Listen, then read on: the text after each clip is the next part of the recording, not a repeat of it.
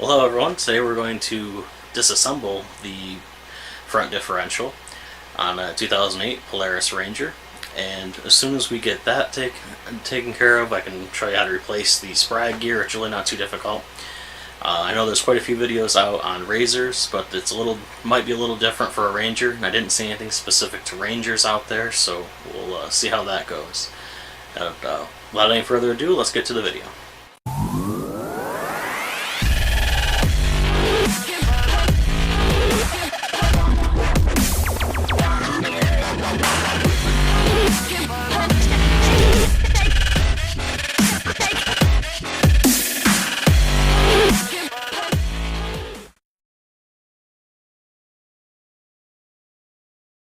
The batteries on my camera had died before I realized it, so unfortunately this next part was not filmed.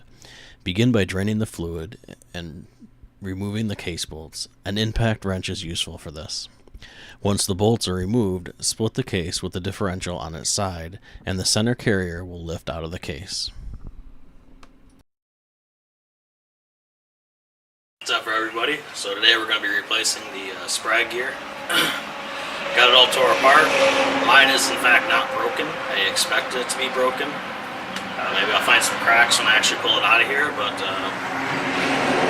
I decided to go ahead and order the new piece anyway because I know this is fairly weak and it's a potential weak area in the design, so I'm replacing the plastic one with this upgraded aluminum. So we'll see how it goes.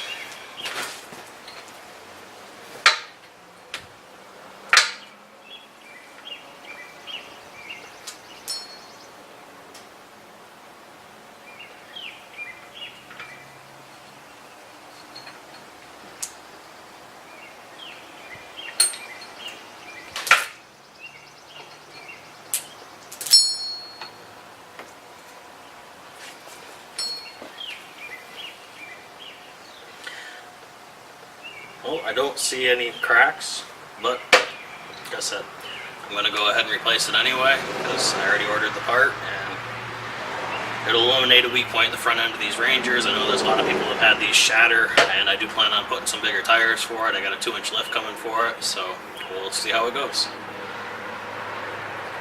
It does come with a package of springs.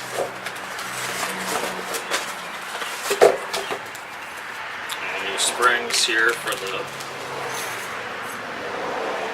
roller cage.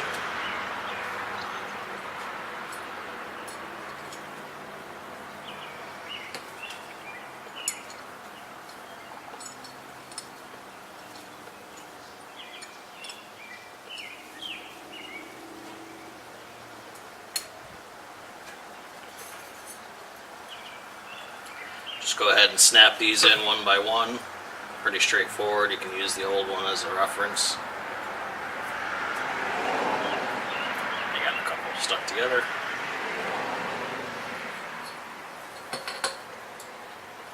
Just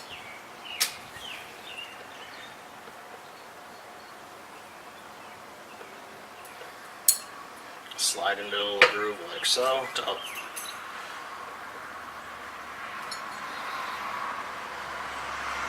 hold the rollers in place.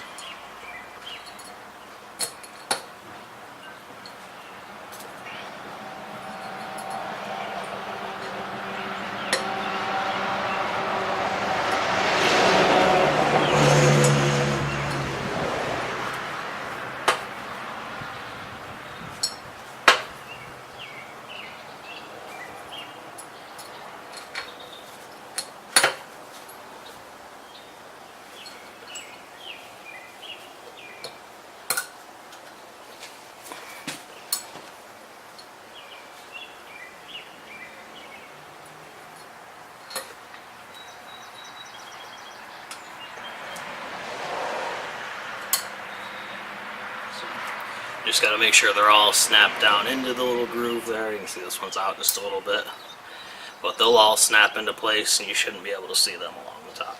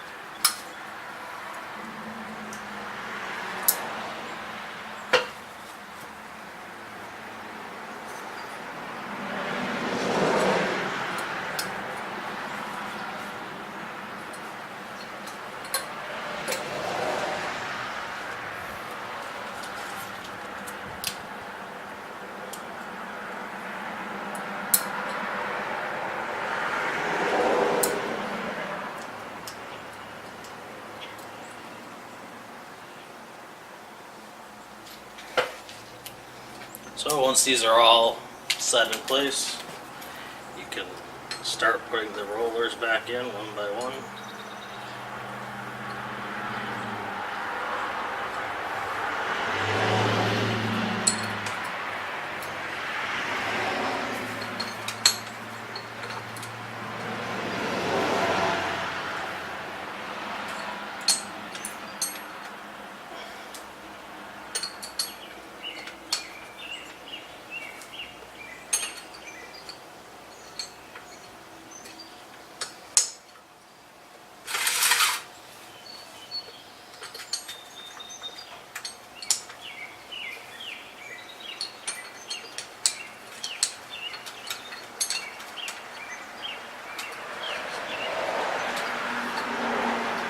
Slide it down and start putting the upper ones in the same way they came out.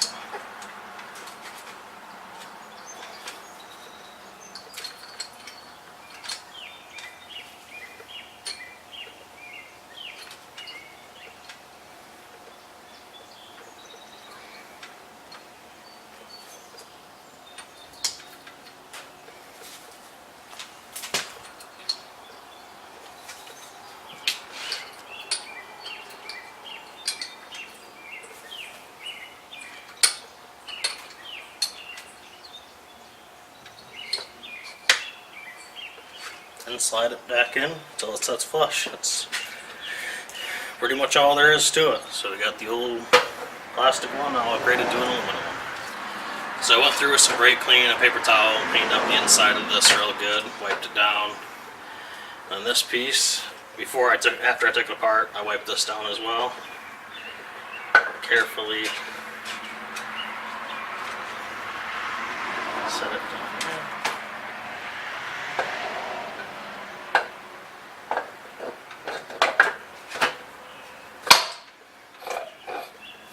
Here's the top piece to this.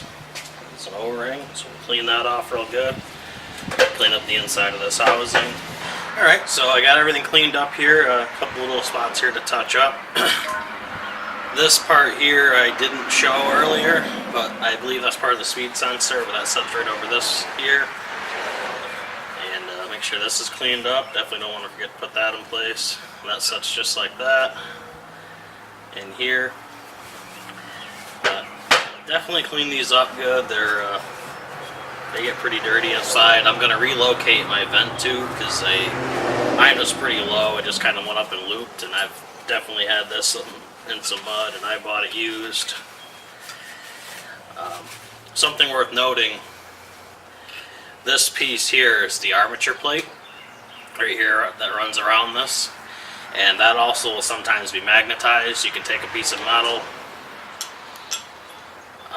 You can use a screwdriver, but make sure that the screwdriver is not magnetic. And if that becomes magnetized, that can cause the four-wheel drive to engage as well. So make sure that's not magnetized, otherwise that'll have to be replaced. And I think that was about $75 or $100. I'd have to look now at the price. But like I said, I upgraded the roller wheel.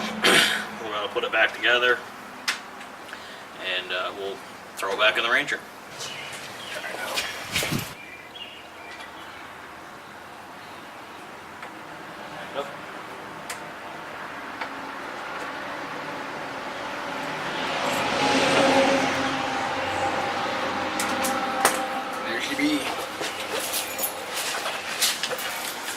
Those are 8 bolts. Yes.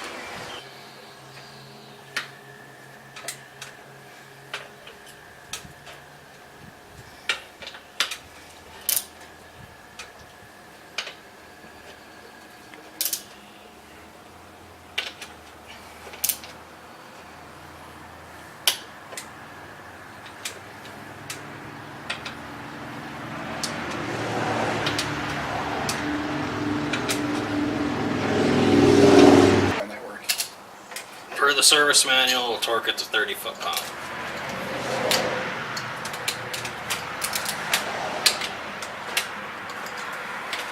foot-pounds is what I expected.